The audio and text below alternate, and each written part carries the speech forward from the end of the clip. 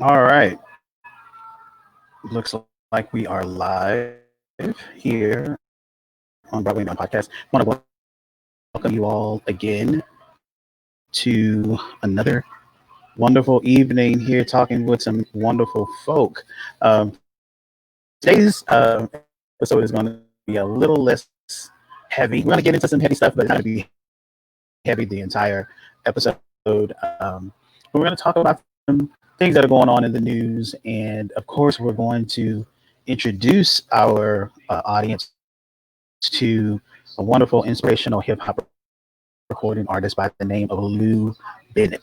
So I want you to stay tuned for Lou, who will be coming in talking to us about his new single that just released today called Real Bag, and all of the good things that he has coming up in the future. But until then, I'm going to bring on my fantabulous co-host, Mr. Hiko. Yes, hello, hello, hello. Hello. I How gotta are make sure that you? people can see how my 2021 is going. So I just am Okay. featuring Is that a my cocktail. okay? What It's a is that? Is Saint that a Germain martini that I made myself for my bartending days. very good? Very good. That's one of my favorite. You have elderflower Okay. liqueur in there? Yep, it is right behind me. I don't know if you can see; it's blurred out, but there's my whole liquor collection over there. So I'm stocked. Good. And I what are think you that's one drinking, of the Brian? things that I'm kind of keeping it simple today. We have some Jack Daniels and Coke. It's more Jack Daniels than Coke. So we're saluting Jack today. That is a classic. Yeah, very simple today. Maybe this weekend we'll get a little crazy and get some Mhm. elderflower liqueur up in here. But just Right. like what you were saying, you had to stock up your fabulous bar behind you. It seems to be that's the kind of year that we're going into. Everybody was just That so we came from, that we're going through, that we're going to go through even more after what's happening in our current political climate, like historical climate. I don't know what, like everything is just, I need a drink kind of mood. So, exactly. You wake up wanting to brush your teeth and needing a drink. That's just the life that we're living. Um, and it's crazy that you're talking about the current political moment that we're in.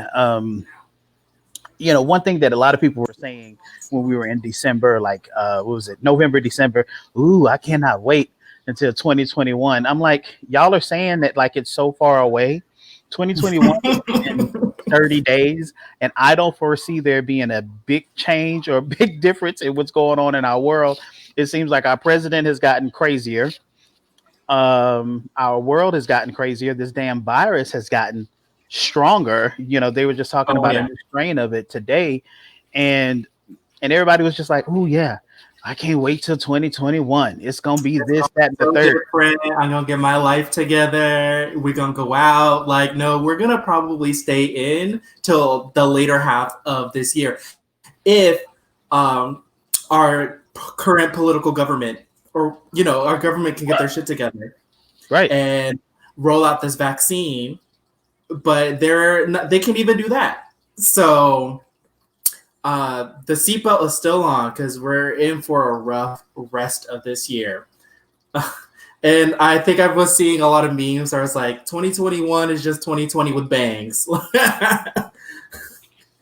Exactly. It's there's not much of a difference that's going on. You probably hear my dog barking. Forgive me, y'all. But yeah, it's not much of a difference. Things have pretty much stayed the same.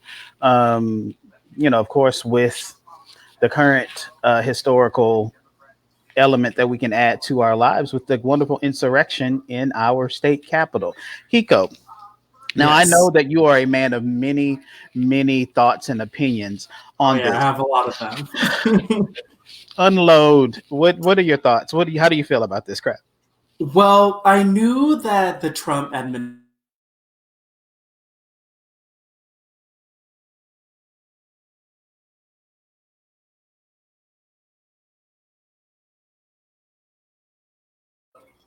Did the stream cut off for a bit? I'm here. Are we back? Okay, so just the current, or at least the Trump administration was just so awful and flopped so hard with the coronavirus and just pushing everything off, and even Trump even contracting the virus himself, and how that was played out. It only got worse when after our president-elect Biden was announced the next president, where the Republicans and conservative base just kept egging on their base with baseless conspiracy theories, just lies upon lies upon lies, and really just enraged and aggravated a bunch of crazies. I don't know how else to say. They're all like, they are not well.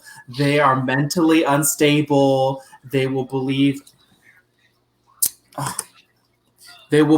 whatever, anything that will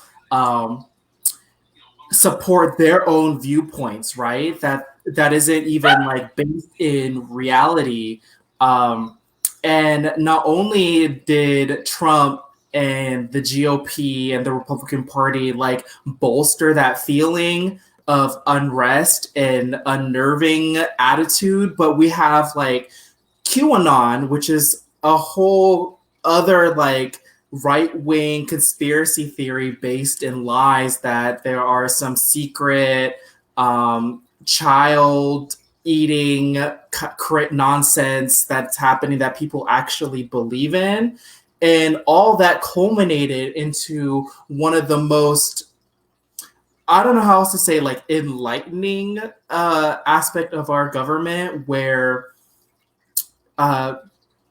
because of our current pandemic situations and people with sense aren't gathering, right? And there isn't Right. voices that can counterbalance the alt-right.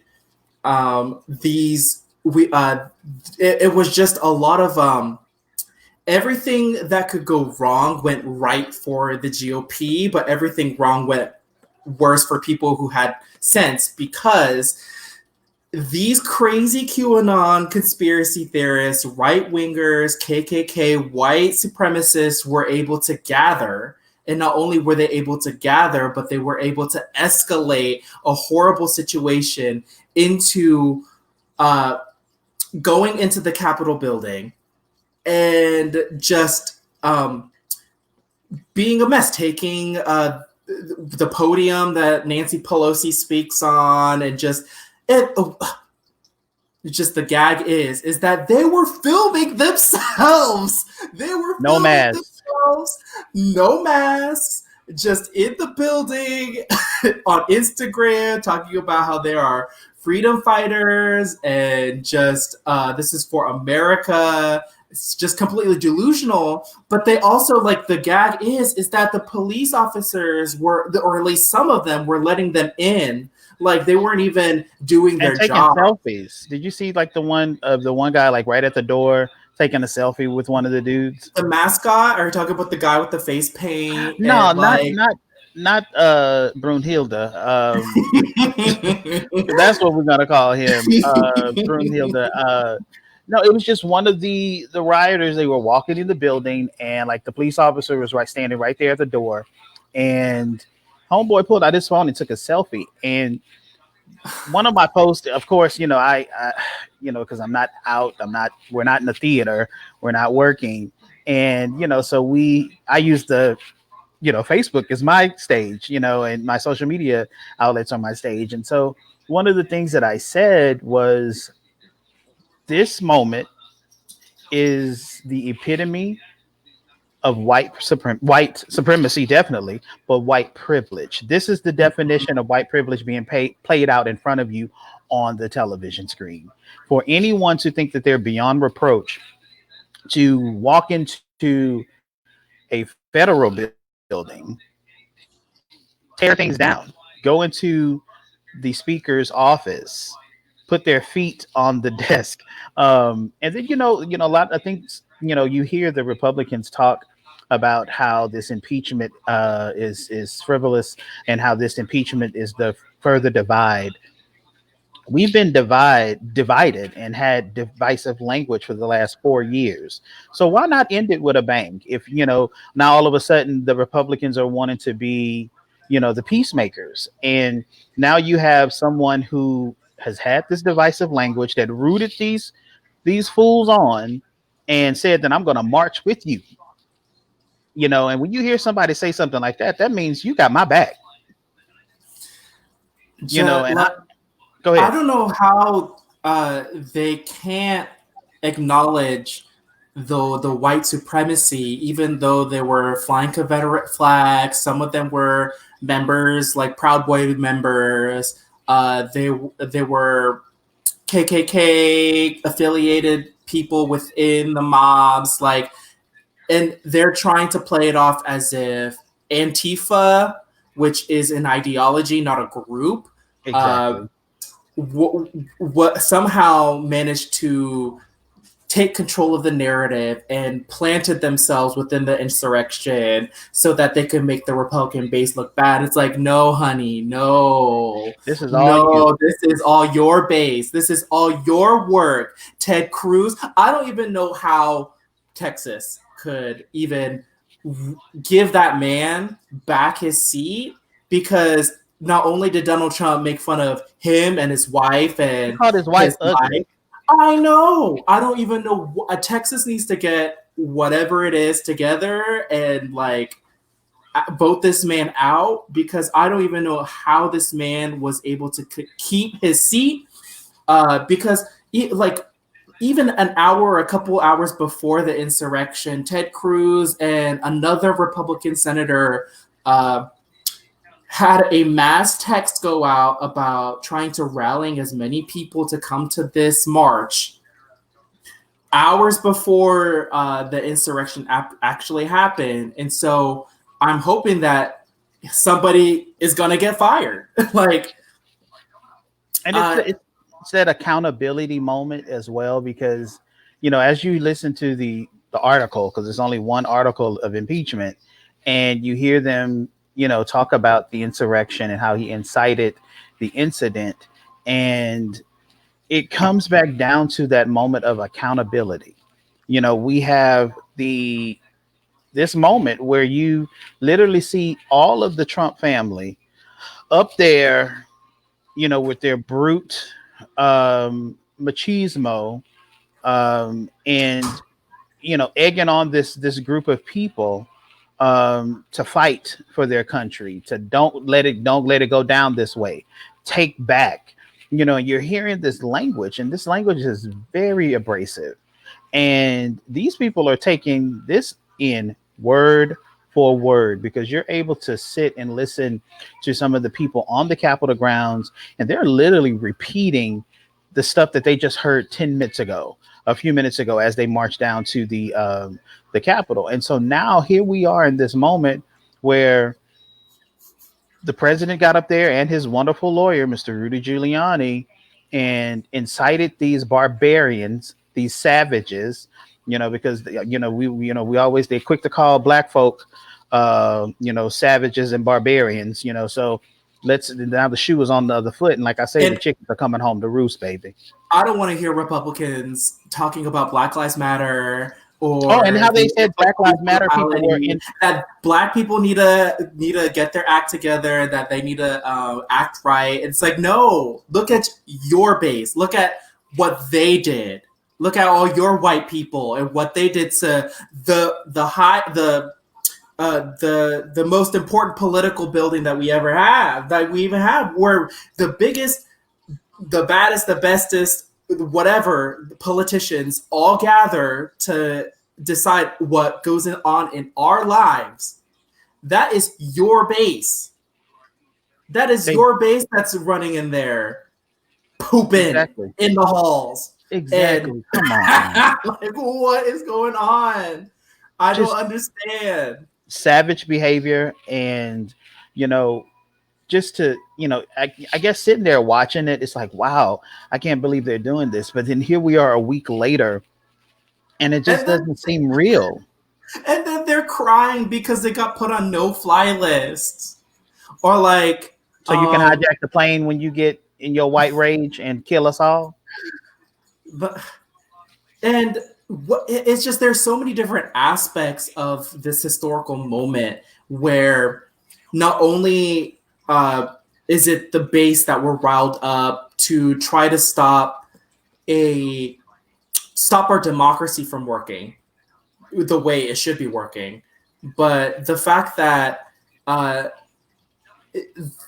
this insurrection was happening for nothing, essentially, because the votes were already there. They're just there to confirm that Biden is elected president.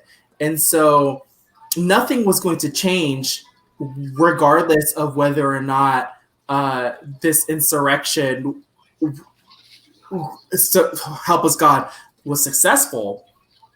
But the fact that there were inside people that may have helped these people get around, because I was watching AOC do an Instagram live, and she was talking about how they knew somehow how to get to specific political offices within the building that aren't accessible to the average Joe. So someone from the inside helped some of these insurrectioners navigate their way throughout the building in order to actually assassinate members of our Democratic Party. And not only Democratic Party, but progressive parties. I mean, Republicans too, because there's some like traitor talks about it, but they were really after AOC, Ilhan Omar, people, progressive members of the Senate, and Nancy Pelosi, because they're out for them. Just they want her dead. They brought zip ties for her ass. Mm-hmm. Yeah, and it's I think it was Representative Jim Clyburn, who got on and said something about where he was in his office. Like he has two places where he I guess works within the building, and one of them is a place that's that doesn't have his name on the wall or anything. You wouldn't know that he is in this room, and you see, like, especially on CNN, you see a lot of the destruction that they did in the offices, but specifically his office, it was ransacked. And so it makes you think, that conspiracy, like what part do some of these insiders play in this whole insurrection, in this whole devastation. This is a moment that will go down in our history, and I'm sure a moment that we will be talking about forever. Matter of fact, I've got to tell you about something that I'm working on, because the theater gods have spoken. And I was on Instagram when the insurrection happened, and Suzanne Lori Parks, a prolific Black playwright, she posted, like, you should watch the news. There's live theater going on. It is live theater, exactly. And there's so much rhetoric going around with folks like Joe Biden.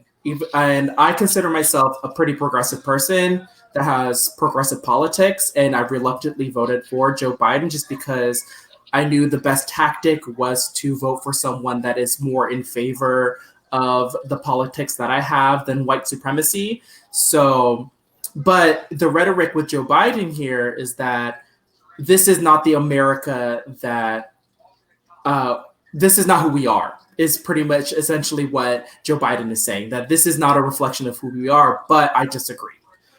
This is just a highlight of the people that are around us in our communities, in the white community, that are so outraged and emboldened by the lack of whatever it is that they are feeling. I think personally that the alt-righters want to blame people who are minorities, people who are queer, people who aren't like them for the problems. But really, we're all affected by the same thing. We should be giving people capital and stimulus checks to help them get through. We're going through a very big homeless crisis right now. I feel like if there's anything similar that the Black community and these people are going through, is that we are all being oppressed by capitalism, and we are feeling the brunt of having our things and commodities taken away from us.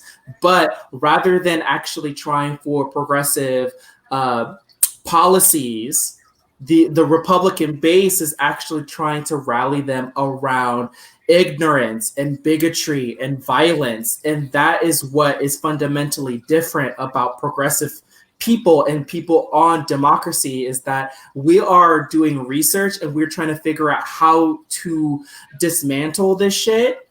But the Republican Party just wants to push the blame onto others.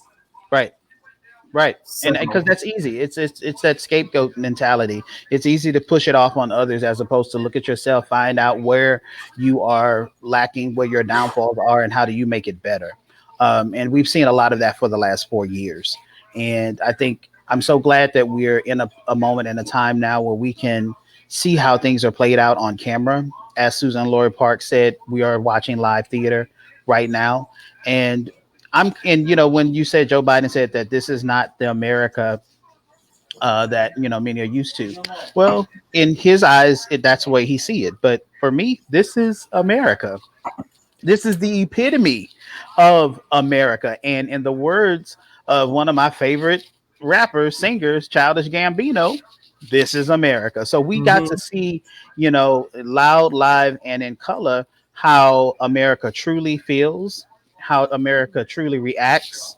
And we got to see, again, when a white person want to do what they want to do, they can get away with it. They can walk into the Capitol building. They can grab women by the vagina. They can put people through genocide. They can make people slaves. They can do whatever they want to and get away with it. But as for me, I know that you and I could talk about this for a whole hour, and this could be a whole moment. So we will table this, and I'm sure that we will be coming back to this with our wonderful Latriva, who's not here with us right now. And we'll come back and we'll talk about this. As a matter of fact, we'll probably talk about this with Lou as well, because Lou is an artist that he truly believes in activism and telling the story of America through his music. And so this man, I'm not gonna introduce him too much because I want him to talk about himself, so that way our listeners and those that are watching and listening can get a feel for who Mr. Lu Bennett is. So I want to introduce our Broadway and Beyond listeners, viewers, to, I can say, my favorite hip-hop inspirational recording artist, Mr. Lu Bennett. Mr. Lu Bennett, are you there with us? Yes, I am. You are here with us.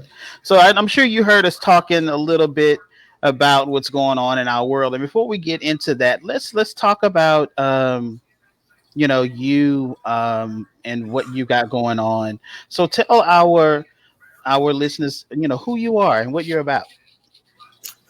All right. So yes, I'm Lu Bennett, and I am a child of God, first and foremost. That is the center of my music, of course. And, mental health is something that is become a big part of my music over the last couple years, just because of personal struggles and experiences with friends and just life. I feel like, the journey that we're all on has taught us a whole lot. So that's really my style of music is life application, based on my spiritual journey in a way that can connect with my listeners. And and so I just signed a management agreement with Sound About Right, so I'm super excited about that. I don't want to go too much into detail, Brian. I know you told me just say a little bit. So, You muted.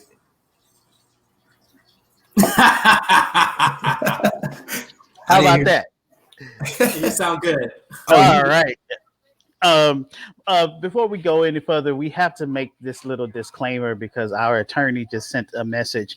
Everything that we have talked about in regards to any of the legalities in regards to the insurrection and all of that, those are and many of those things that are what we're seeing in the news and what we're hearing about have been alleged circumstances and issues, and we'll all know that it'll all come out in the wash once things go to court. So just wanted to put that disclaimer out there because we don't want any foolishness. All right, but anyway, back to you, Lou. So you're a new transplant to the wonderful state of Texas. You That's are right, an y'all. inspirational hip hop artist. How is it? Because I know you're coming from Kentucky to Texas. How has that transition been for you? It's been interesting. It's definitely been very rewarding, but interesting. We moved here in July during the summer, and so it's extremely hot. Um, but we are actually happy to be in a climate that is a little less, all over the place. Kiara and I, my wife, we both are born and raised in Kentucky. And so we didn't know anything different. Like we had never lived anywhere different or, we travel places and every time we go somewhere, we're like, man, this is dope. Like, what it would be like to live here. So we were like, okay, well, while we got this time, we're young and married and, in a good position. And so we were like, why not, move while we can. And we were fortunate enough to be able to make that happen in the midst of a pandemic. So, I mean, that's a huge blessing. And then on top of that, we were able to get a house. And I mean, it wasn't easy. Don't get me wrong, Mm-hmm. So it was definitely, like I said, it was a very rewarding transition. But anytime you are, taking a leap of faith and doing something that's out of your comfort zone, there's going to be struggles. And so I'm just, very thankful to be here. I've met some really great people that have made it, have made the homesickness easier to adjust to. It's always good to have people that you instantly just, vibe and, are kindred spirits. And so it's been a great transition. I can't complain. Wonderful. Well, welcome to Texas. It's definitely been a great couple of months, knowing you and just knowing your journey and your music and what it is that you're wanting to do musically. And I heard you talk about Sound About Right Productions and the new deal that you've signed with them. Tell us a little bit about, that, what you have going on with Sound About Right. Yes. So we have I have an album that'll be coming in a few months in the spring. And in addition to that, I do have, some things that Bryan himself has, arranged in conjunction with, for a couple boys. Mentions what it already knows. Brian's choreo poem that he put together that was award winning in this competition in New Jersey, and so he won residency, and so I will be contributing a original verse to a song that would be a part of that, and so I'm really excited about that. And so we'll be going to New Jersey in June to put our best foot forward. Of course, we're not 100% certain of how things will look exactly and how that'll be structured with the current situation, but nonetheless, the show must go on. So we're Absolutely. precautions. And so and then also at the end of this year, we'll have, in addition to the album coming in the spring, which is I'll get more into that a little later. I'll have another EP coming at the end of this year as well, and so I can elaborate on that a little later. Yeah, I mean, and, the one good thing that I love about everything that you're talking about, and I think Hiko can attest to this, is that we're still creating in the midst of this Got to. strange moment, that we're in. I know a lot of artists who are just chilling, waiting until the curtain goes back up for us in the theater. A lot of people are waiting until Yeah. the stages are back open, and they've kind of let this moment defeat them. So I give you big props being an artist that's still out there doing this thing and still creating, but also creating relevant material in the midst of this pandemic. I know. Can you tell us a little bit about? I know it's kind of off the path, but tell us a little bit about the song that you did for the Breonna Taylor moment. Okay. So I have a video currently out. It's called Another Vigil / Vigilant, and it is about the struggle of being black and enduring 2020, and being someone not even just black but oppressed, and being just seeing everything come to light, and battling those struggles and carrying that weight on your shoulders on a daily basis. And so it is an open, thought-provoking, like conversational type song, talking to our allies, reminding them of everything we've been through, and it didn't just start here. And in a way though that is like, like, hey, brother or sister, like, we could use your help. If you know better, we're to do better. So obviously, if you're somebody I consider, my friend, then you should be willing to speak up on my behalf when you see things happening, even if it's not to me. I'm your friend. If you see another brown skin or black person, or any, like I say, ethnicity, something being done to them that is wrong, then you should speak up. And so that's basically the thoughts and feelings that I'm trying to evoke from this. It's a spoken word prayer that leads into a song, and so that's on YouTube. And I also have another song on my album called Safe Space that kind of pertains to the Breonna Taylor situation as well. Mm-hmm. But I don't want to elaborate too much on that one because it's on the album, so I want that to be a surprise. Okay, you go hit us with a surprise. Artist. I think it was. I think it was Nina Simone who said, "As artists, our job and duty is to reflect the times at which we're living." And you are 100%. definitely doing that, and I definitely have an affinity for artists that are doing that. Of course, I have my affinity and love for artists that are just doing their stuff, for shits and giggles. But I love when there's somebody that's creating something, from this place of, because I think of the place of creativity as a sacred space, regardless of whatever it is that you believe in. I just think that that's just a sacred space and moment, and so I love to witness what other artists are putting out there from their sacred space, from their safe space, and I really enjoy that. I love what you got going on. Now there's a lot of people that may be listening and talking about inspiration of hip hop.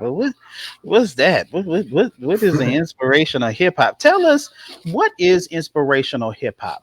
Give us the Lu Bennett definition. Okay, so inspirational hip hop is thought provoking. It is spiritually and faith based, and it inspires you to be the best you can be in all categories of your life. Mentally, emotionally, physically, spiritually, just to be the best you. And so I would say inspirational hip hop, it's not scared to touch boundaries, even in, the flaws that we see in the way religion is depicted to the world. So that's what I would say is like, the main difference from like what I consider inspirational hip hop to some other genres is the focus is to enlighten the listener and enlighten me as well. Cause, I look up information. I'm like, oh, that's dope. And then I can like incorporate something. It's teaching me every time I listen to it, reminding me of stuff I may have forgotten. And So yeah, inspirational hip hop just seeks to inspire the listener and the writer to connect and further, heighten their social consciousness and, ultimately grow closer to God together. So. And I love your definition, because many others have their own definition of what inspirational hip hop is. And when you hear, your definition, you really get to, it makes you think about, it's not just going to be a Bible lesson when I listen to the music. Right. It's not just going to be Sunday school, but to a rap beat. This is going to be something that's going to be food for my soul. I think of people like Common, people that, when you listen to them, you're going to be fed. And even in the midst of it all, even though he was gangster, Tupac, and Biggie, they had those moments of inspiration to where you really could listen and get something from the music. And I think I mentioned that for Color Boys. It was actually the piece that you read on Clubhouse. Okay. Yeah. Where we talk about, where are the street poets, for, asking about the food, the sustenance that we need to eat, and we need that. We need the rappers. We need the poets. We need the lyricists. Hiko, do you have anything for our brother Lou? You have any questions? Oh yeah, one thing I was gonna add on when I was listening to your music these last couple of days is that what I really appreciate is that, when we think about hip hop and rap music nowadays, it's a lot of flaunting of material goods. It's a lot of clout chasing, I guess they would say. Not saying that it's a bad thing or anything, but what I appreciate about the music that I was listening to by you, Lou, is that there was an emphasis on differentiating between the material and getting validation or some kind of worth from the material versus getting it from a sense of self and a sense of fulfillment from whatever you're passionate about, whatever it be music or faith or artistic, that your music is more based in some self-actualization, that it's something that it would get like I'm gonna bring your recent single over Real Bag, where I'm getting to the real bag. I mean, money is cool, but I know what is more important to me than money. And so that's something I really appreciate about your music, Lou. Thank you so much. Hiko? Yes. Hiko? Yes. Thank you so much. And that's why I love Hiko. Go ahead, that is the reason that I record music, seriously, to like I said, to inspire those that rocking with me, that to grow and to find their purpose and to fulfill every aspect of your life that will ultimately help you evolve into the best person of yourself. Because money, that getting caught in the rat race will have you neglecting everything else that is really important, and it's like, if you focus on the things that are important, then money will come. But if you only focused on money, you might get it faster, but you would sacrificing other areas. So yeah, I mean, I'm just very thankful that you appreciate the music, and I looking forward to hearing some more reviews. Everyone has heard it so far, has reached out to me, that really enjoyed it. So that's really cool. Yeah.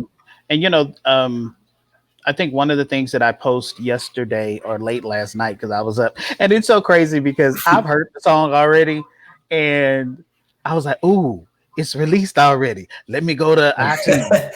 And then it's just that moment, when you're able to look up an artist, and especially some artist, an artist that you're working with, and I was like, "Oh, it's on here." And I started listening to it, and I put the post up, and I was like, it's really a great moment when I can tell, like, my goddaughter, Imori, go listen to this. When I can tell, my friends that have children, go listen to this song, send this to your kids too. And that for me is a great moment of being able to make universal music, because it's got a little beat, it's got its swag to it, and but it's still talking about some good stuff, and I'm so thankful for that. Hiko brought up Real Bag, and that's why I said that's why I love Hiko, because that's exactly where I was going next. Tell us about this single, Real Bag. I know that we've talked about the bag as an acronym and all of that good stuff. Tell us about the single and the forthcoming album. Okay. So Real Bag actually is a full acronym that I developed. And it is, it is based on a scripture that's near and dear to my heart, Mark 8:36. For what is a profit a man to gain the whole world and forfeit his soul? I knew that coming in, so I recorded, backtrack a little bit. I recorded music in high school, and I was fortunate to be able to open for Waka Flocka and Travis Porter, when they were in their prime. And so, that was great and all, but I didn't have the same focus with my music. It was never like, demeaning or extremely, out of whack or anything, but it just wasn't, inspirational hip hop. It wasn't what I'm doing now. And so I just always felt like, the calling on my life was, to not do that. So I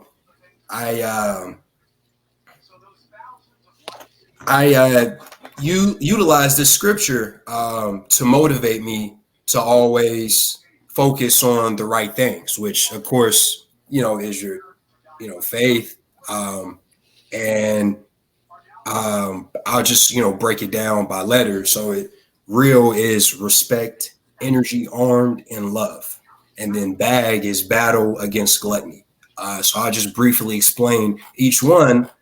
So respect, first and foremost, we have to humble ourselves and respect the fact that we were all created by a higher being.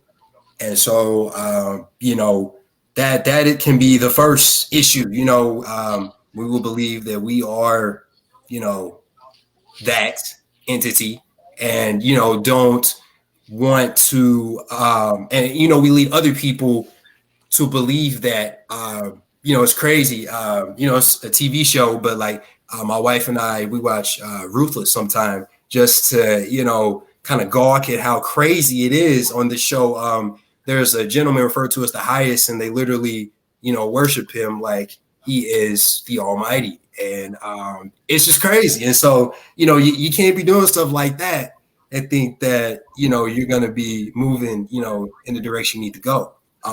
We need to also respect ourselves, self-love, respect, health is wealth. Make sure that, even if, you feel like you can't go 100%, one way or another, at least take the baby steps, make sure you take your natural supplements, your elderberry, your apple cider vinegar gummies, your sea moss, make sure that, you clean your meat and your veggies, stuff like that, the small things, man. And so, you also want to make sure that, you respect your elders and those around you. That's something that, we've heard of, elderly people, getting like robbed and stuff like that. And that is just, out of this world and ridiculous. And so we just need to get back to, respect. And the last point on respect is, respect is of the highest order. I'm an Iota Phi Theta member, proud brother. And that is something that we were taught, that respect is of the highest order. And so ultimately, you hear people say in movies, I'm sure you heard your parents say it, you might not always like everyone, but you have to respect everyone. That's right.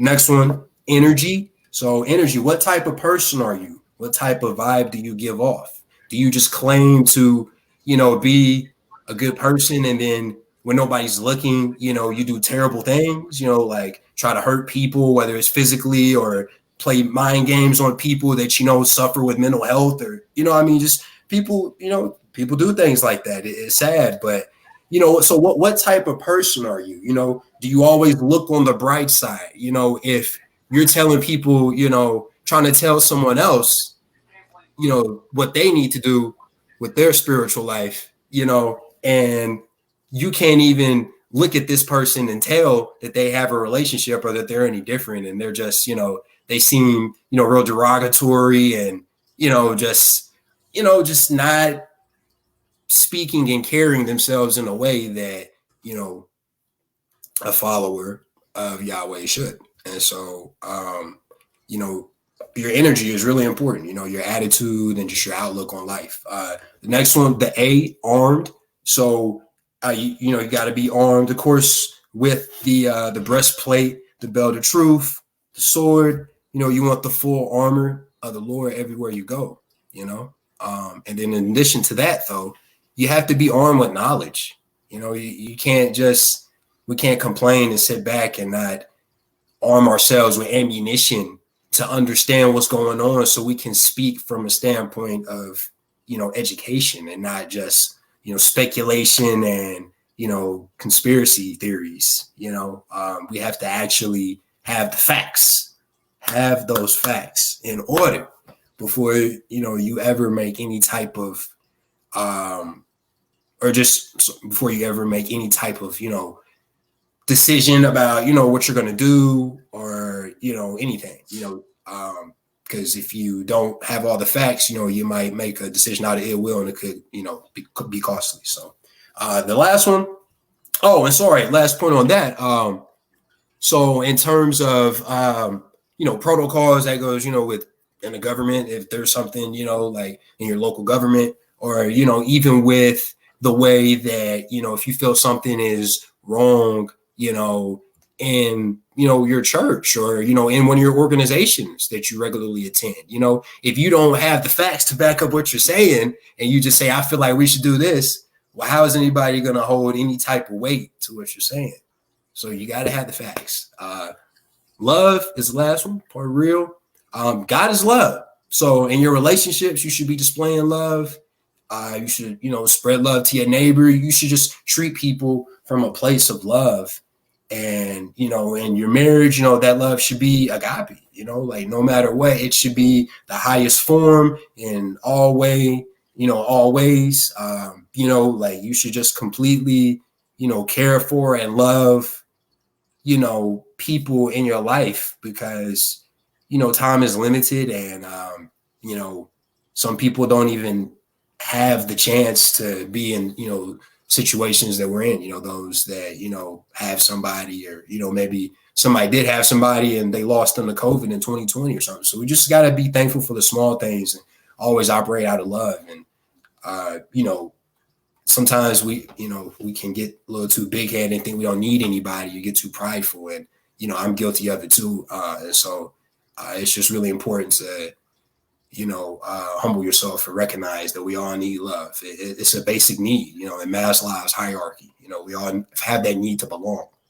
And so that gets us to bag, which is battle against gluttony. And so that's basically just, money will come if you focus on securing the real bag, but the other way around, as I said earlier, you're going to run into some issues because if your sole focus is just on money, you'll do anything. And if you'll do anything, how can you focus on the real things you need to be concerned with? Because all you're trying to do is just get the bag. So you might be out here, out all hours of the night doing whatever when you could be home working on your craft or, spending some time with yourself, getting to know yourself. Or if you have a significant other, spending time with them so that, they don't feel like you're just, that maybe they're slowly losing you, and so, battle against gluttony, gluttony is overdoing things, the need for too much. And so if we're always, seeking to, implement Lu Bennett's life hacks that I've provided here tonight and, not just be concerned with too much of anything,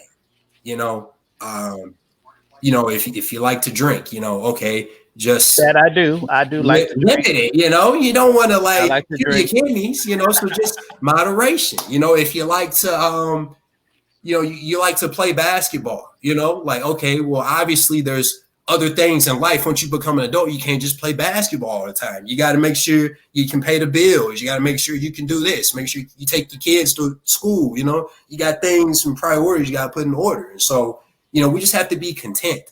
And comparison's a thief of joy. So we can never look at someone else's pot and say, oh, I wish I had that. We just got to be thankful for what we got and know that whatever's meant for you, you will get.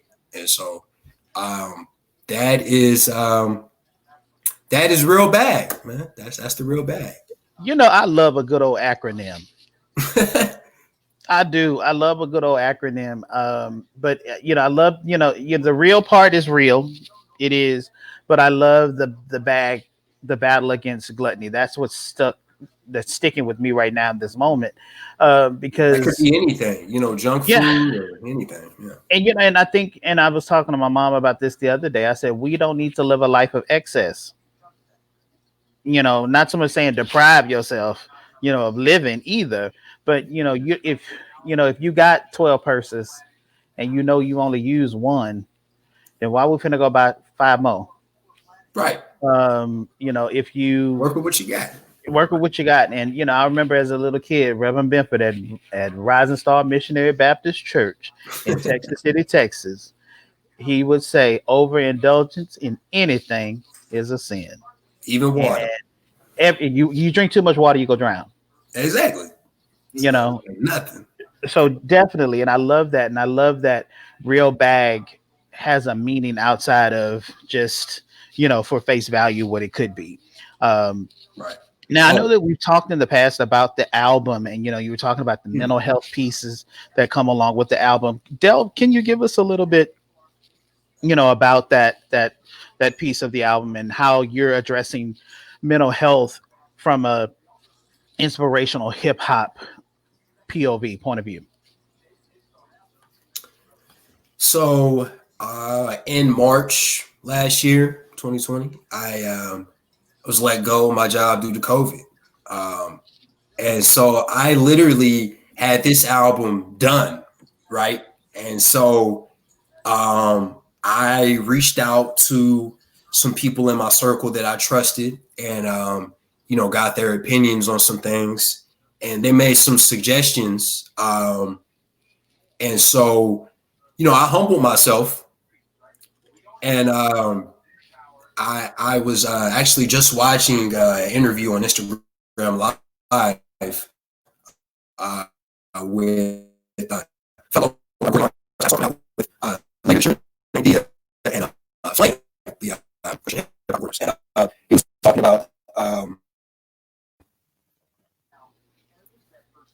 about how when dealing with oh my gosh, I lost my train of thought. Let me backtrack. Okay. So we're talking about the album and the bright side. So pretty much, like I said, last year I lost my job and I was in a place to where I wanted to make sure my music, when it finally did come out, since obviously studios and things were shutting down, that it would be the best it could be. And so instead of just rushing and putting what I had out, I maximized the time I had to really, fully get in tune with myself and my spirit and rework some things in my album. And so it took a turn for much better. And so, there's songs on there, about isolation and, how, I felt when I was isolated and just thoughts that run through your head. And, there are songs there's a song called Lion's Den, which is actually going to be a single, which relates how in life you can feel trapped, when these problems just keep happening one after one after one. It feels like you can't get a leg up. But if Daniel can be, rescued from the lion's den, then we should just keep that same mentality that no matter what, we can conquer these lions one way or another. And then, got some other really deep, got some deep content in some of the songs on there. It's just, it's a motivational, I would say. There's definitely personal testimonies included, but it's really a motivational for those struggling with their mental health or their spiritual walk. And it touches on the emphasis of making sure that we focus on both. and then we don't just put too much focus on just our spirituality and neglect our mental health, or just our mental health and neglect our spirituality. Think that we don't need one or the other; we need both. So it's basically, it builds upon what I described in Real Bad. So That's and that's a great thing that you're addressing, because I know that can be taboo a lot of times, especially within the Black community, mental health, because and especially, oh Lord, you coming from an inspirational point of view, because in the church they just want you to just pray about everything, right. Pray about it, just pray about it, and and everything will be all right. But then sometimes you need prayer, and you need meditation, and you need medication. you know you need that. Right. It's just depending on the situation, circumstance, or the imbalance, whatever it may be. And Indeed. and it's a great thing that you're addressing that from the hip hop standpoint. I know we kind of talk about it in the choral poem a little bit, but I'm really even more so excited to hear lyrically what you are bringing to this conversation of mental health and wellness within especially within the Black community, and any community that's listening to it. But I know that in the Black community, this is something that is a conversation that definitely needs to be at the top of our agenda. So I thank you for that, because it's kind of a hard topic to address, and sometimes people stay away from it because it can be that elephant in the room. Right. But you are doing that, so I can't wait to hear the song. I love this idea of Lion's Den, battling your lions, because if he did it for Daniel, oh Lord, won't he do it for me? Can I get an amen up in this podcast? Man. Oh my God. Oh my God. Okay.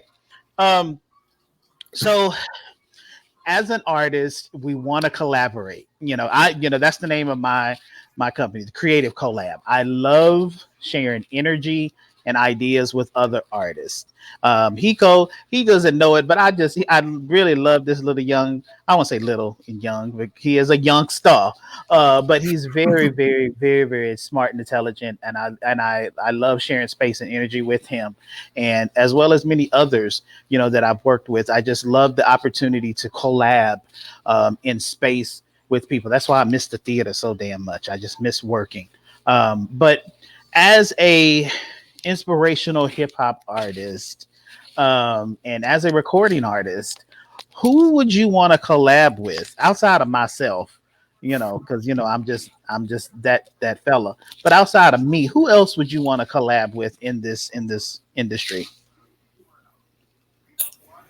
Oh man, so many talented people in the world. I made a little list. Let me check. Oh Lord, he got a list. Come on, Liz. Oh, he came ready. Speak things as though they are. Put it in the atmosphere. From your mouth to I'm God's speaking ears. it out into the universe. So you mentioned Childish Gambino. He's dope. I would love to collab with Childish. KB. Let's see. I would love to collab with Mali Music. I would love to collab with a country singer. Okay. You in the right place. You in the country. Right. I like to collab with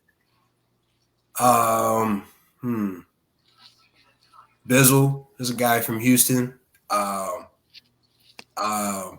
D Smoke, somebody like that. Yeah, I've heard. You know what? I've heard of this fella, and I'm gonna listen to some D Smoke tonight. Oh yes, yes.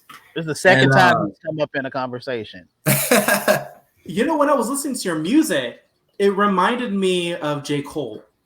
And I think you and J. Cole could come up with some bars. So I think you two specifically can have like real things to say. I think J. Cole is just one of those artists that his mind is always on something else. Yeah. And I think you two could, I think alike. I agree. Yeah, he was definitely one of them. I was saving him for artists that I look up to. So okay. But no, I definitely would work with him.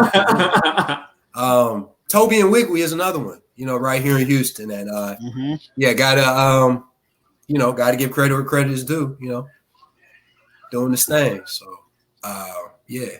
So Cool. cold world, yeah, definitely. Well, he has Lou has signed a management deal with us at Sound by Right. I'm a part of Sound by Right. Our president CEO is Mr. Willie Russell, and we have a fabulous team. We have Alicia Beal. She's like my daughter.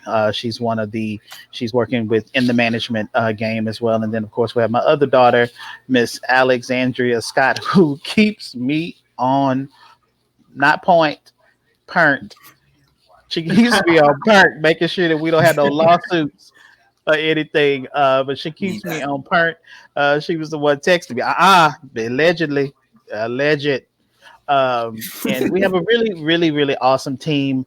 Again, this is the moment to collab with all of these great young minds, and we're representing Lou. And I'm one of the artists that I would definitely want to see. Well, not one. I want to say it's two here in the Houston area. And if they're watching, they may be watching, but I'm gonna make sure they watch. Two artists that I definitely would love for you to collab with would be Zacardi Cortez and Nikita Clegg Fox.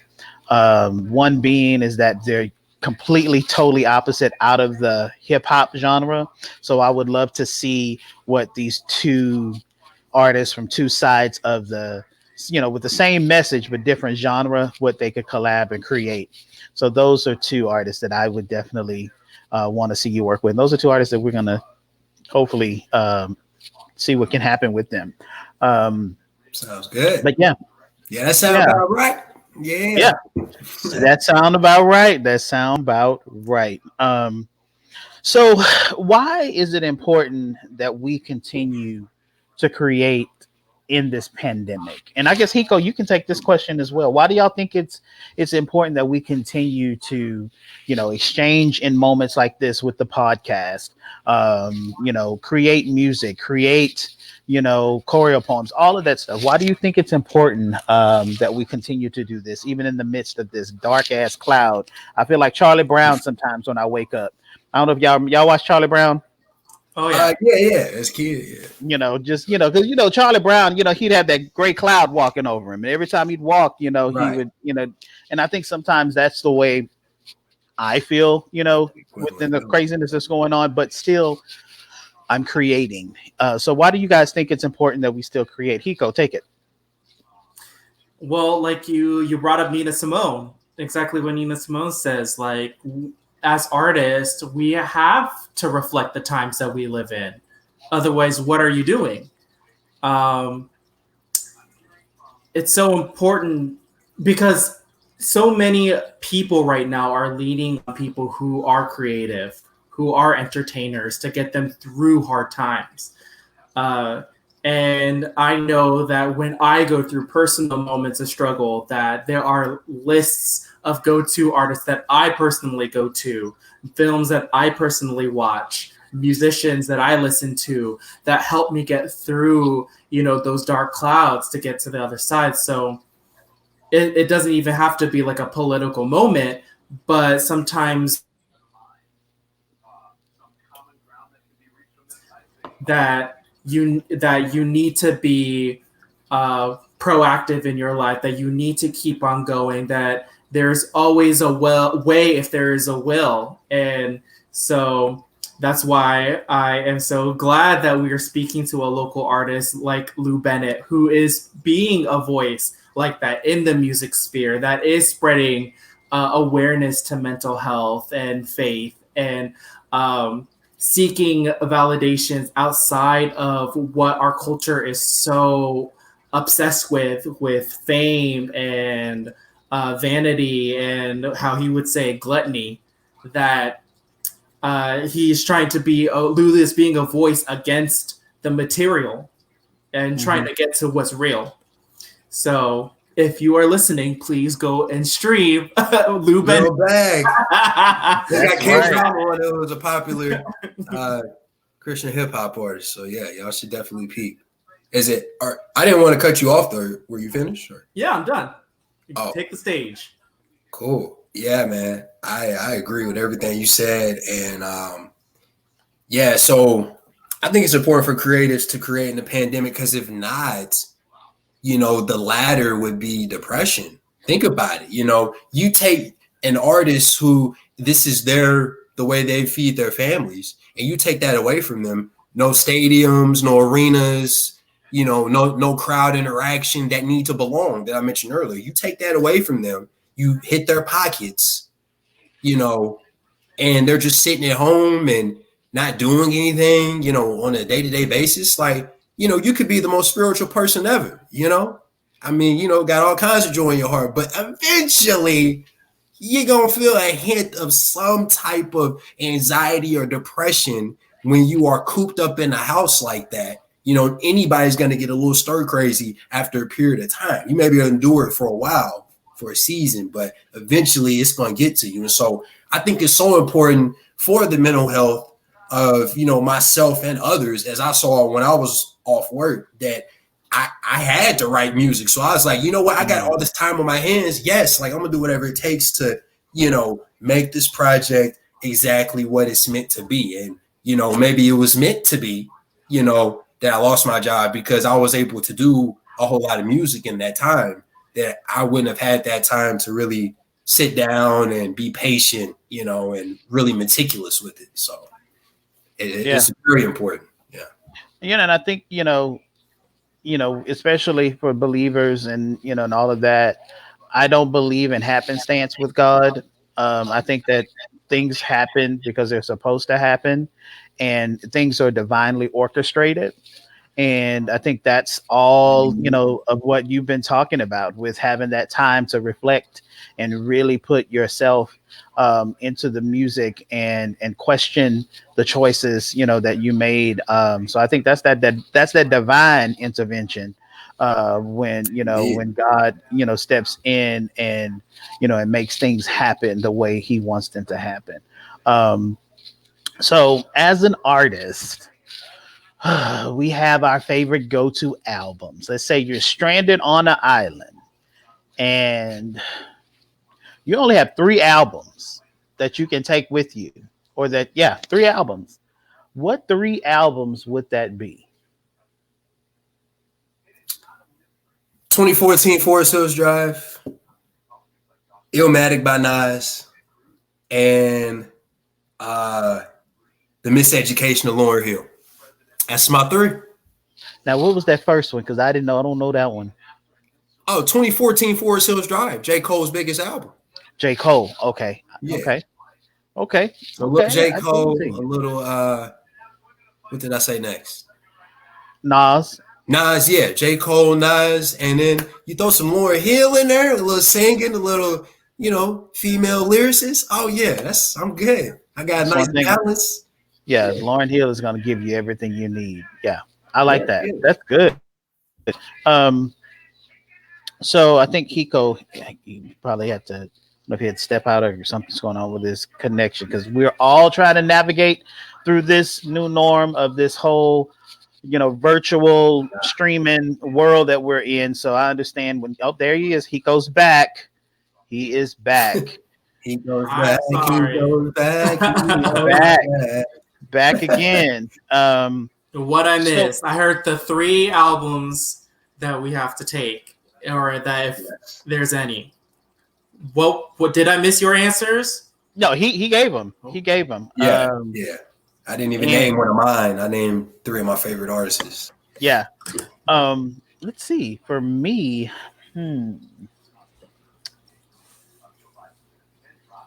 Hiko, you take that. What would be your 3? Okay, so I have Janelle Monae. Okay. Absolutely love her work. I don't know which album I would take.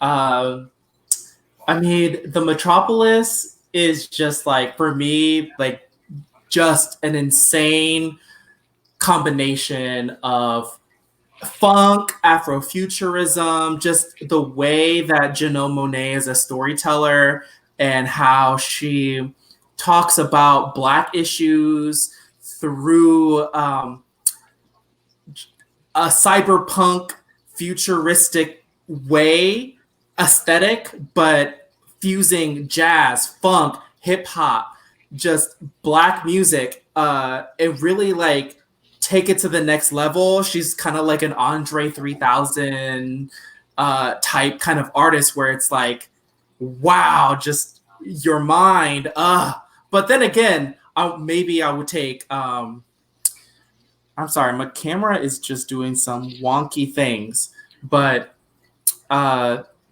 might want to take her latest project, but I'll probably take Metropolis. Sorry, I'm going to keep this short. And then the second artist would be Kimbra. I absolutely love Kimbra. Probably would take Primal Heart because that album got me through a lot. And the last one, Leanne LaHavis, singer-songwriter, just the lyrics are on point. She's like, there are some musicians that are more poets and that are like writer, but Leanne is like a poet and a musician.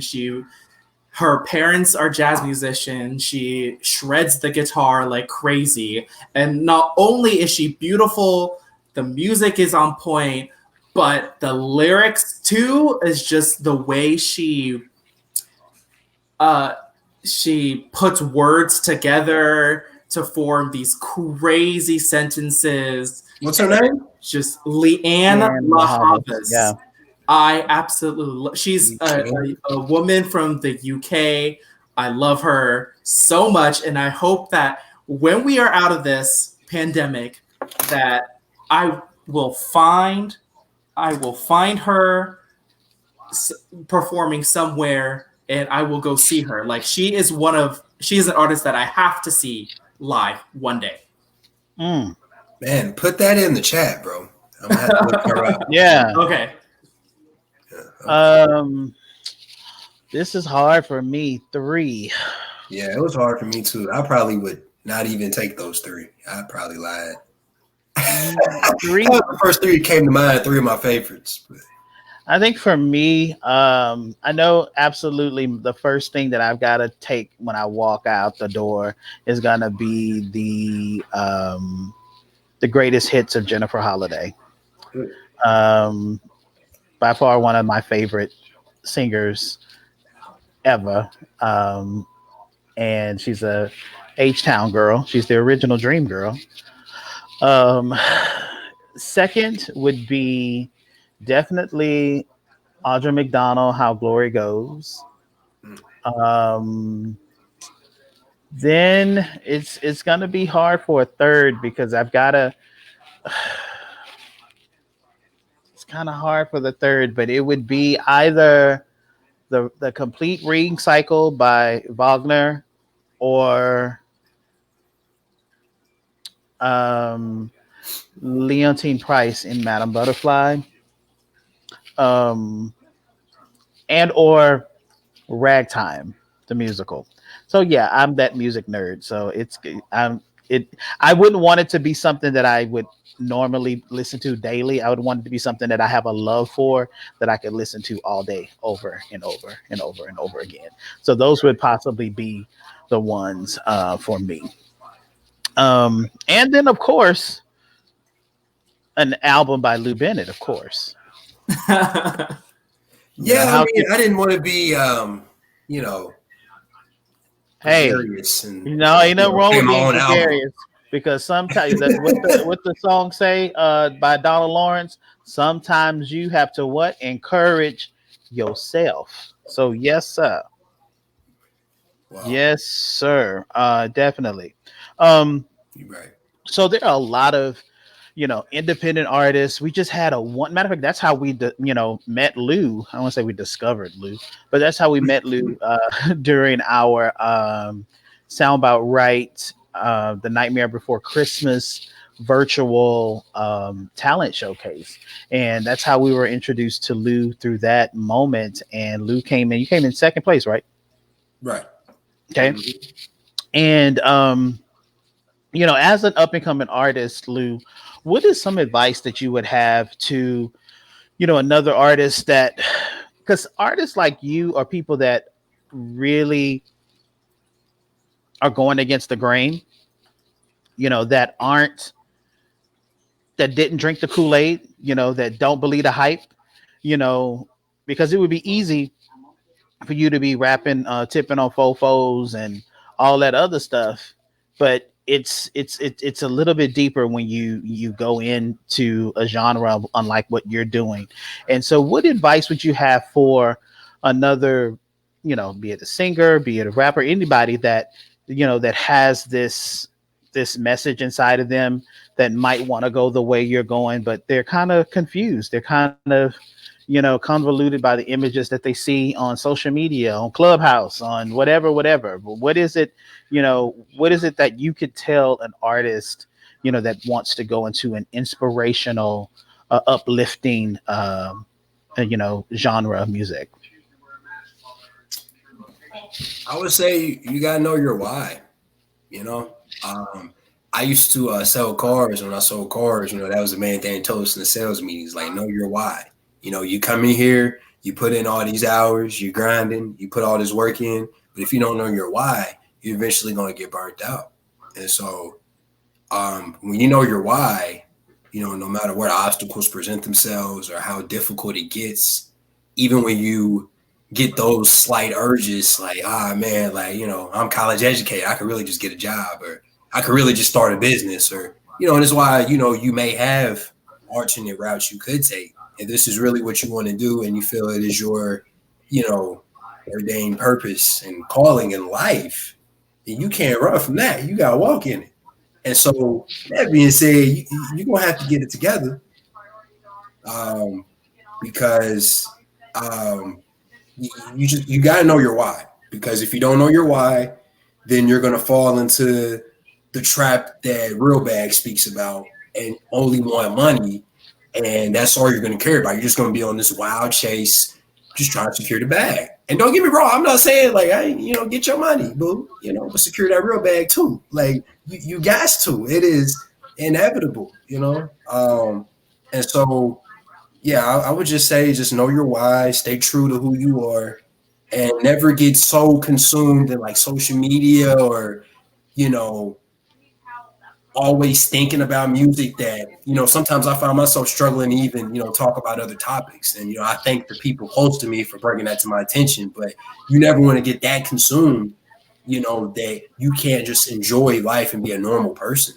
You don't want to just be some robot, like, all this person is music. That's all they can do. It's all they can talk about. They're great at it, but that's it. That's all there is to them, Right. You got to be more colorful than that, And like life is a canvas, so you want to make sure you paint different types of pictures. You don't want to just be one dimensional. So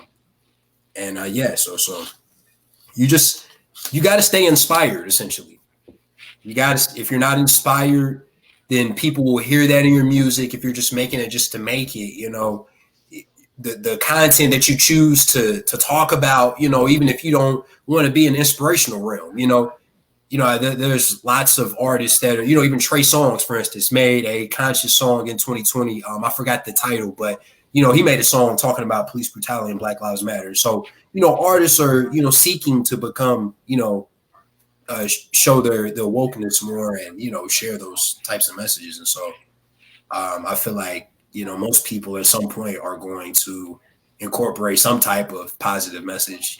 It's just going to go with the times, Yeah, absolutely. And it's that moment of reflecting the times in our art, in what we do. I love that analogy that you have about the canvas, because I usually say, especially when I'm working with actors, I'm like, it's supposed to be like an onion, not an apple, but an onion. But I love that, because when we think of a painting, we think of, all such sorts of colors and strokes and shading and and all of that good stuff. So I love that. It has been a pleasure, Mr. Lu Bennett, inspirational hip hop artist. It's been a pleasure just to sit down and let our listeners and viewers get to know a little bit more about you and the Real Bag. what it is that you have coming forth now. We're all about the social media. How can people stay in touch with you, what you have going on, release dates, all of that good stuff that you have coming up? Let the people know how they can get in touch with you. Yes, so I'm on everything. You can find me on Instagram, Twitter, and Facebook at Lu Bennett Music. That is LuBennett Music, MUSIC. On those three platforms. I'm also on YouTube. I have a channel. Subscribe to my YouTube. Tap in. Tap in. I just had to throw that in. I'm sorry. Tap in. Yeah. Also, upcoming releases. Yeah, I'll be promoting all that on all of those. Also on Clubhouse. I am on Clubhouse as Lu Bennett. Tap in with me on there if you're on there as well. And yeah, I will definitely follow back. As long as you let me know, because between Clubhouse, that's for networking with followers and everything, and getting to talk about important topics with other people. And so sometimes they just get lost in the sauce. So you just have to let me know, and Right. So, but yeah, so at Lu Bennett Music, so. Really cool. And I'm loving this whole Clubhouse thing. Last night my followers went up by 100 people. Bro, same. Wow, I'm like, wow. Instagram is pinging. Where's the Android app? It is jumping. They need to come on for the Android brethren. I couldn't be part of the reading because I don't have an iPhone. Ain't no Clubhouse with no iPhone. It's only iOS thing. iPhone exclusive at the moment. Yeah, they're gonna want to be able to get the maximum bang for their buck with that. So I'm sure that they're probably in the works of trying to get their Android system together. But just last night, I went up 100 followers.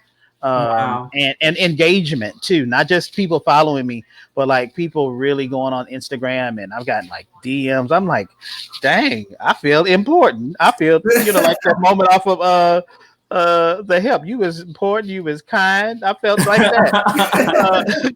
But yeah, definitely check out if you're on, check out Clubhouse, because we're going to be doing some Clubhouse stuff with Lu as well, you guys. So check him out. I'm at Literary Prince on Clubhouse, and we're going to get Hiko, my brother, on there as soon as they allow the Android brethren and sisters to be able to come on through the Clubhouse, and all of that good stuff. But again, this has been a wonderful time to kind of, we touched on, some of the stuff that's going on in our crazy world, in our capital.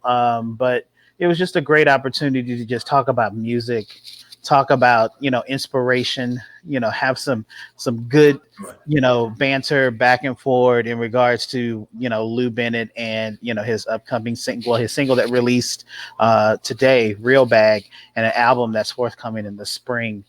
So it's just good to be able to talk about stuff like that. And because I'm sure in about 30 minutes, I'm going to be talking about some other shit that's going to be negative, and I won't say negative, but it's going to be, angry. We're going to get mad, talking about what's going on in our crazy world. But it's good, that balance. It feels good to, have that moment. And one thing I can say about Lu has this thing about him. And that's just, I've never told him this, but like when he comes through the room, it's just like okay, this is going to be a good moment. He just has that energy of bringing that good moment to the space. And I thank God for that. Thank God for him in that moment. But other than that, guys, thank you all so much for listening to Broadway and Beyond podcast. We're back, Hiko. We back again. We're back. We are back. When was the last episode?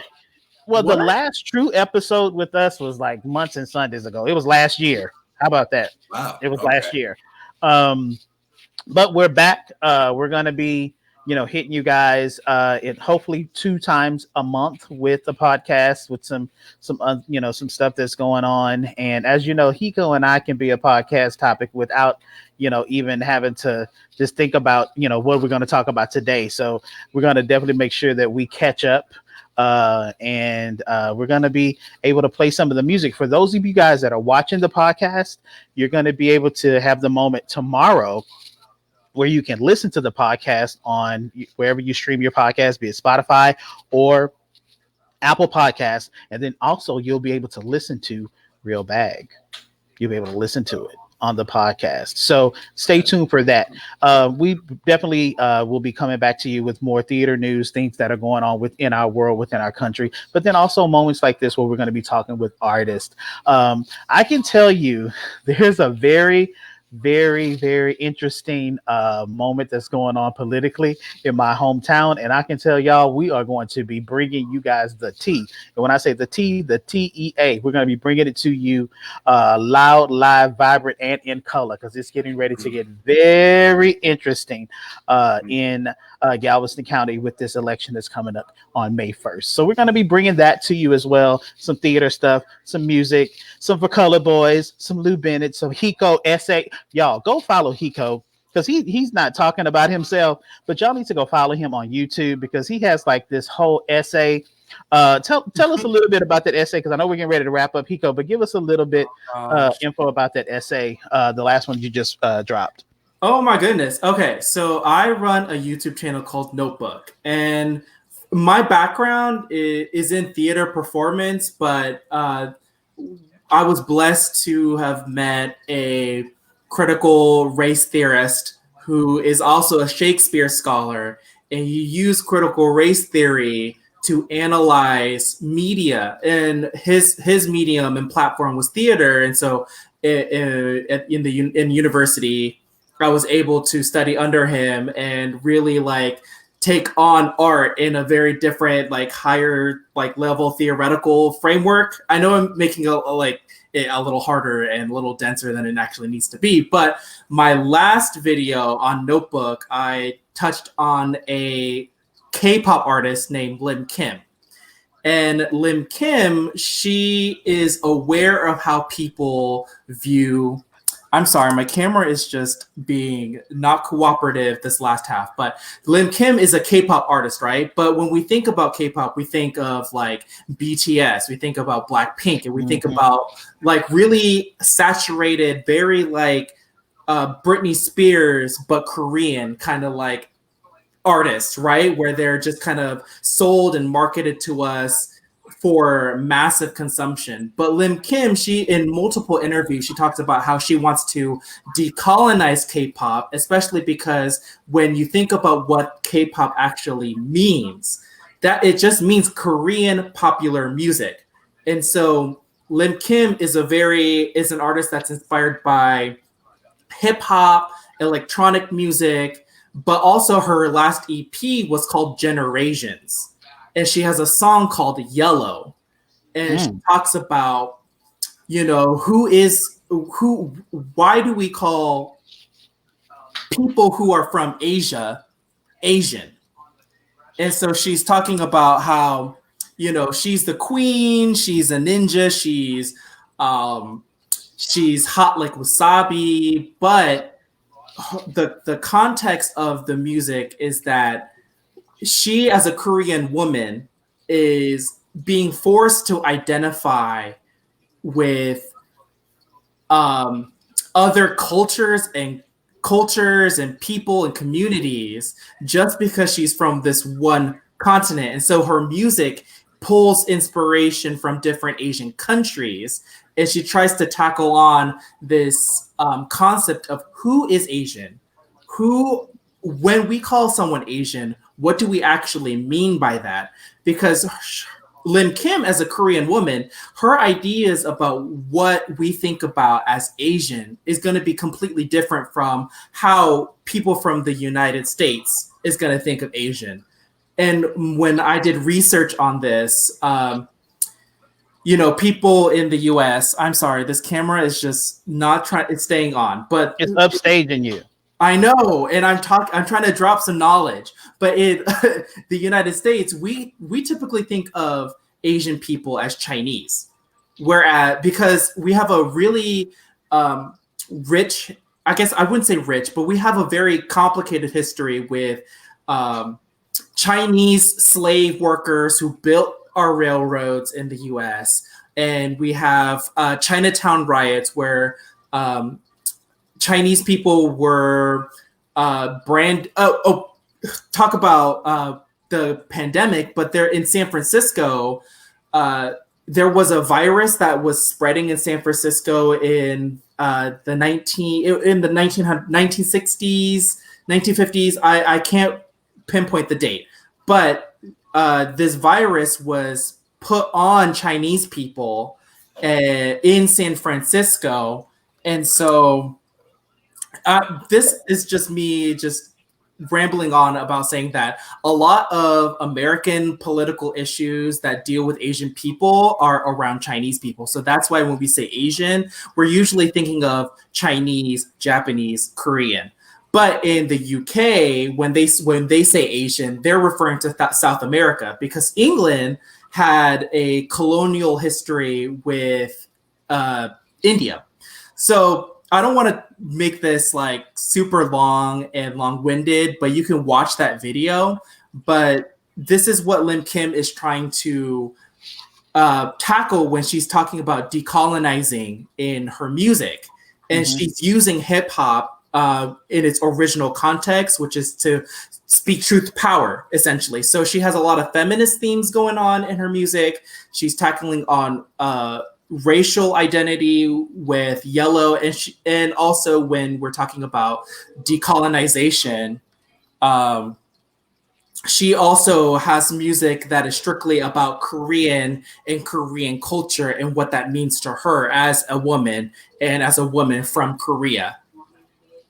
I hope that makes sense. No, it's crystal clear. I like I said, I started watching it, and I'm gonna go back and finish. And that's what I love about this podcast. That's why it's Broadway and Beyond, because we go beyond Broadway. And I use theatrical conventions to analyze music, movies, films, TV, all sorts of stuff. So if you want to look out for more essays, the next video that I'm working on is on the Amazon series, The Boys. And I'm going to talk a little bit about the white supremacy and correlate it to what happened with the insurrection and how this metaphor for superheroes kind of works, is so politically relevant. So Notebook is the YouTube channel, and then my Instagram is Hiko Nico Nico, HIKO NICO. Follow Hiko.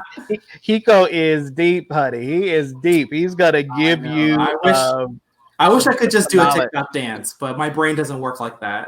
Oh yeah, he is so deep, and that's what I love about him, and so smart and intelligent.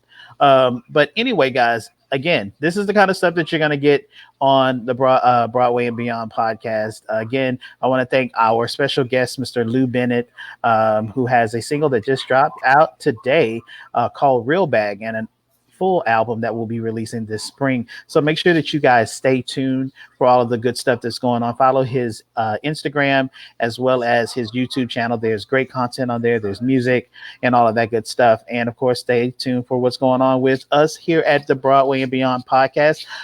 You guys don't exit. I'm going to end the broadcast, but don't exit. You guys stay in the room. But other than that, I want to thank everyone for tuning in, all of my listeners. Thank y'all so much for just giving me a little bit of your time to hear from little old me. As I say when I write, this is my little 2 cents. Spend them how you may. You all have a great evening, and it is Friday, so go enjoy your weekend. Turn up, turn down, whatever it is that you want to do. And like I always say, distance. Socially distance. Please do. My birthday was just Wednesday. Stream my song as a birthday gift to me. Yes, blessings. Birthday gift. Bless that brother. I'll stream Real Bag. Bless him with the stream. Watch the video to Vigilant. Absolutely. And stay tuned for other videos that are coming. I'm excited to be working with Mr. Lu Bennett. Again, guys, make sure you socially distance. And like I always say, be blessed, be a blessing. But when you get your blessing, don't forget to bless someone else. You guys have a great evening and have a blessed weekend. Y'all don't leave. All right. Y'all have a good one. Thanks for watching.